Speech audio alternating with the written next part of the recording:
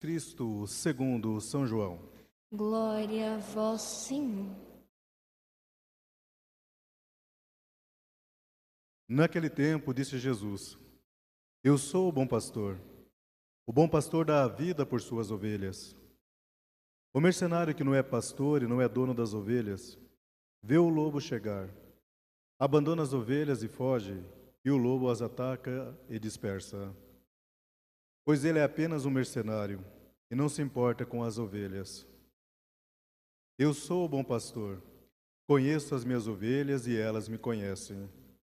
Assim como o Pai me conhece e eu conheço o Pai. Eu dou minha vida pelas ovelhas. Tenho ainda outras ovelhas que não são deste redil. Também a elas devo conduzir.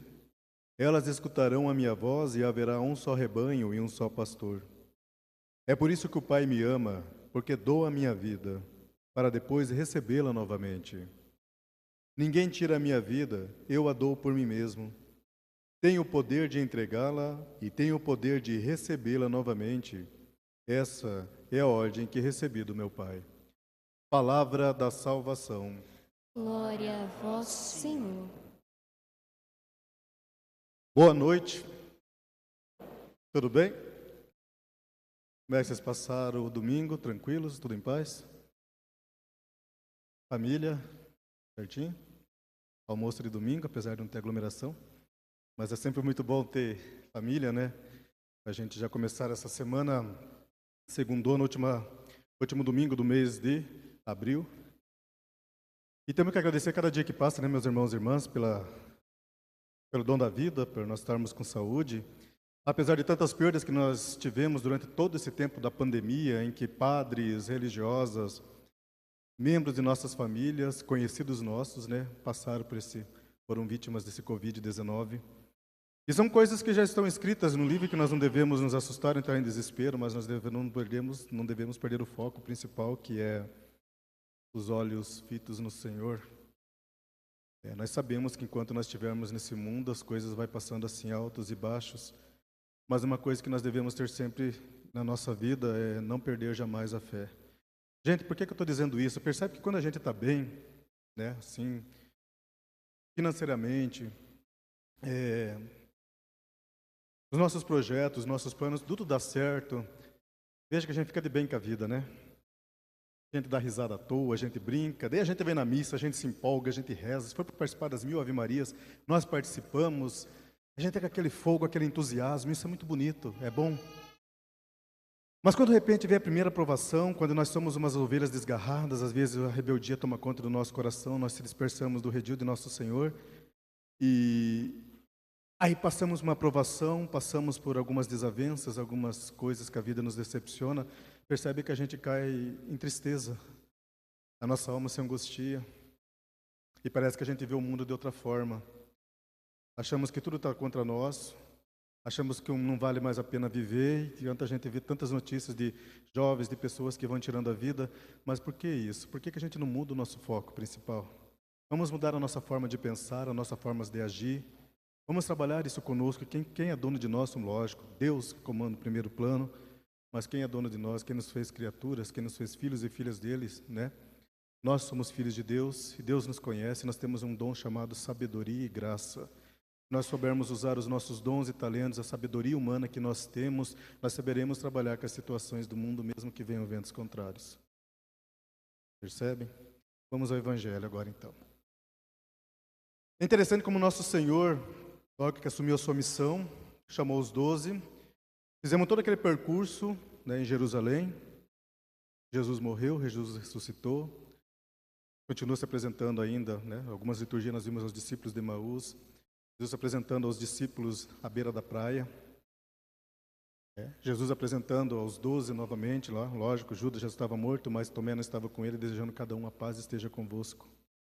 É interessante perceber como esse Deus, ele é um Deus assim, um Deus ciumento, um Deus que não desiste de cada filho e de cada filha. Muitas vezes nós é que desistimos dele.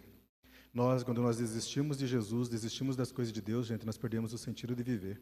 E essa é a preocupação do Jesus bom pastor, aquele pastor que dá a vida por suas ovelhas. Se nós olharmos agora o pastoreio, né? A função do pastor é aquele que zela, Veja que Jesus pega as coisas concretas, gente, desenha para nós, para que fique marcado na nossa vida.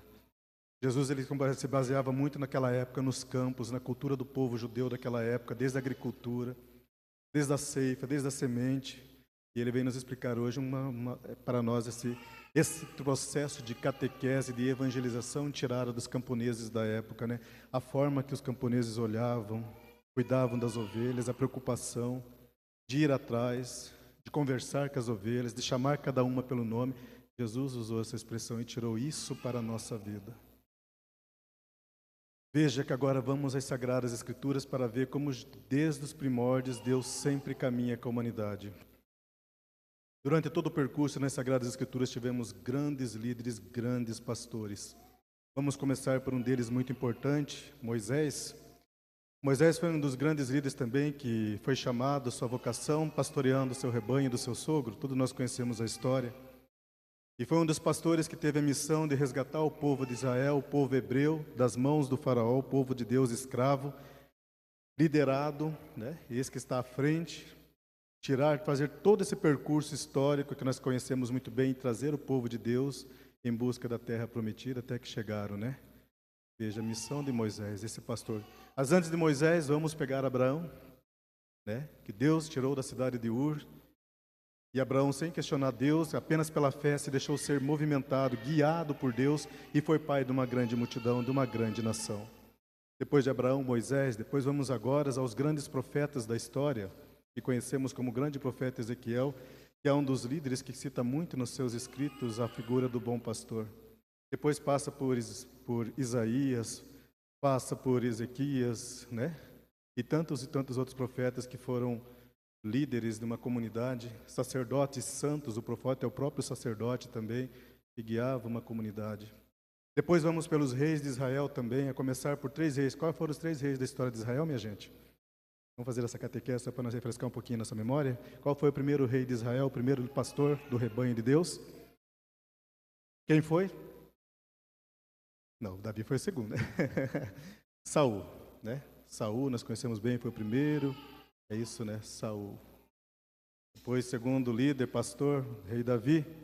Depois, o filho do rei Davi, Salomão. Grandes líderes. Mas agora vamos ao foco principal, aonde nosso Senhor quer chegar. Por que nós estamos fazendo todo esse percurso histórico? Porque a preocupação de Deus é reunir o seu povo. É que não deixar que nenhum dos povos seus se perca.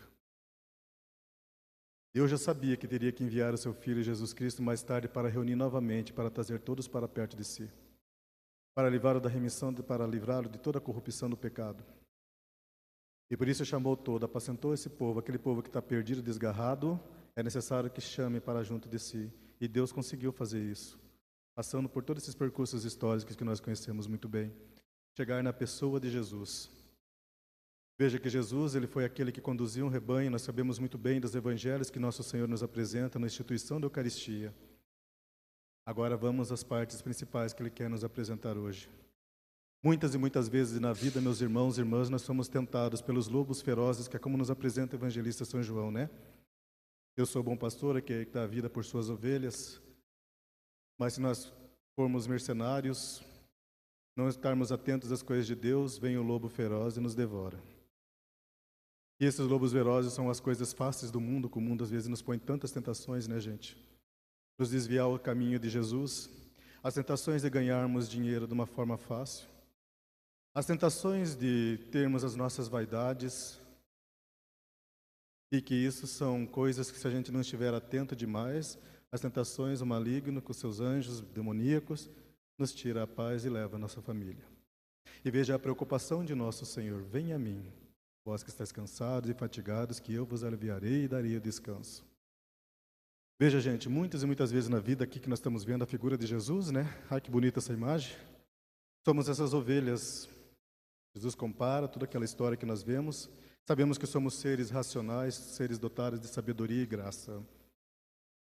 Percebe que tem umas figuras de Jesus, que Jesus está carregando algumas ovelhas nas costas, já viram? Preso, segurando as patinhas. Se olharmos bem aquilo dali, gente, são ovelhas machucadas, como nós mesmos nos machucamos com o mundo. O pastor, quando ele conhece as suas ovelhas, ele sabe como se dispersa, que não quer escutar a sua voz, é necessário então que muitas vezes o mundo quebre nossas pernas. E é isso que essa ovelha representa. Aquela ovelha que não quer seguir o pastor, ela vai no mundo, ela se quebra, né? Passa fome, passa frio. E qual é a missão do pastor? Muitas vezes é agir até estranho, bizarrice isso que eu vou dizer a vocês. Mas tem horas que o pastor ele tem que quebrar, machucar as patas da sua ovelha e trazer nas costas. Por quê? Porque ali vai ficar um bom tempo para curar as feridas, curar as cicatrizes e curar as dores. Veja que esse momento que o pastor tem, né, do cuidado com a sua ovelha, isso na agricultura, de falar com a sua ovelha, de cuidar, a ovelha vai conhecendo a voz do pastor.